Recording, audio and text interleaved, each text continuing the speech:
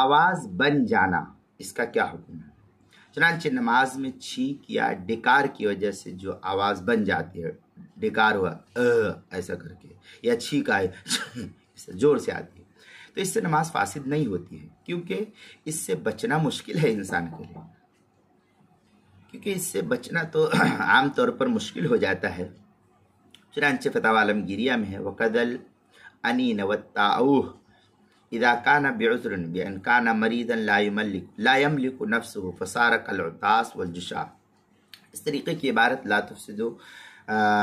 منه ان تجشع فحصل منه کلام لا تفسدو قذافی محیط السرخسی وغیرہ جو ہے نقل کی عالمگیریہ کی پہلی جلد صفحہ 101 کتاب الصلاۃ،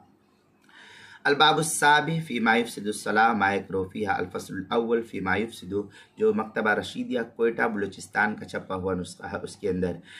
نماز کے مسائل کا انسائکلوپیڈیا صفحہ 62، عنوان ہے آواز بن جانا، اس کے تحت جو ہے اس مسئلے کو نقل کیا گیا ہے۔